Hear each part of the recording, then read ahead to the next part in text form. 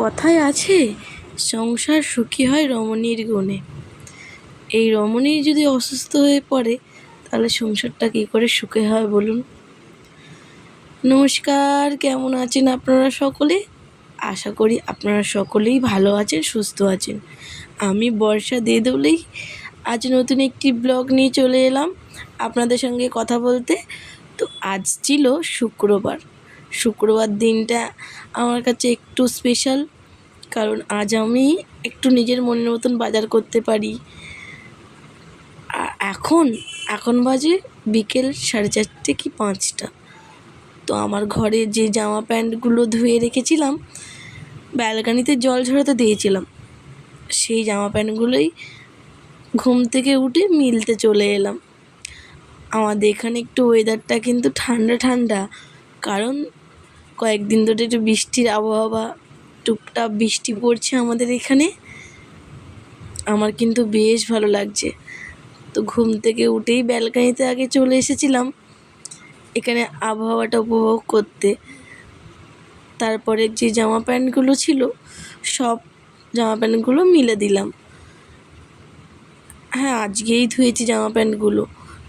যদি না মেলি কি বিচ্ছিরি যে গন্ধ বেরায় রেখে দিলে, আর কি বলবো আপনাদের। তারপরে এই যে আমার কুমড়ো গাছ দেখতে পাচ্ছেন, ব্যালকনিতে কত সুন্দর কুমড়ো গাছ হয়েছে। ভাবছি কুমড়ো গাছগুলোকে বড় করব। বড় হবে কি না জানি না, যদি বড় হয় তাহলে তো খুব সুন্দর লাগবে দেখতে, আর গাছে ফলও হবে। আর আমাদের এখানে তো হায়দ্রাবাদে অনেক দাম কুমড়ো শাকের, তো একটু কুমড়ো শাকও খেতে পারবো রান্না করে। নিজের গাছের কুমড়ো শাক, বলুন তো কত টেস্ট হবে। আর আমাদের এখানে ওয়েদারটা দেখছেন তো কি সুন্দর।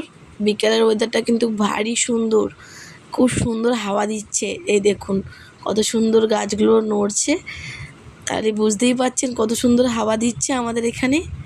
আর গাছগুলোকে বিকেলে বসে একটু জল দিচ্ছিলাম আর একটু মাটিও দিচ্ছিলাম।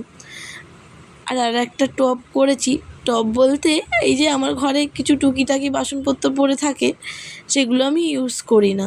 তো ভাবলাম তো এতে একটু মাটি দিয়ে কুমড়ো গাছগুলোকে বসাই, যাতে কুমড়ো গাছগুলো ভালো করে বাড়তে পারে।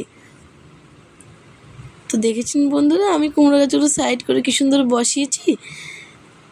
এবার আর একটু বড় হলে কুমড়ো গাছগুলোকে একটু দড়ি বেঁধে দেবো, যাতে ব্যালকানিতে ভালো করে কুমড়ো গাছগুলো হতে পারে। তো আমার ভিডিও তোমাদের কেমন লাগে অবশ্যই কমেন্ট করে বলবে। আর কে কোথা থেকে আমার ভিডিওটা দেখছো তাও কমেন্ট করতে ভুলবে না। আর এই ভিডিওটা তোমরা ফেসবুক থেকে দেখছো না হচ্ছে ইউটিউব থেকে দেখছো তাও আমাকে বলবে। তারপরে চলে এসেছিলাম সন্ধেবেলায় দেখুন বন্ধুরা, আমি কয়েকদিন আগে না ঋদ্ধিমানকে নিয়ে বাজারে গেছিলাম। আমি ওর পাপা ঋদ্ধিমান। তো ঋদ্ধিমান আমলকিগুলো দেখি খুব বায়না করছিল, ও আমলকি কিনবে। তো অগত্যা আমাদের আমলকি কিনে দিতে হলো, কিন্তু এক কামড় দিতেই বলছে মাম্মি তিতো, মাম্মি টক, খাবো না। তো আর সে আমলকিগুলো খায়নি, সে আমলকিগুলো ফ্রিজেই রাখা ছিল, সেইগুলোকে কেটে নিলাম জুস করব বলে। তো আজকের মতন আসি,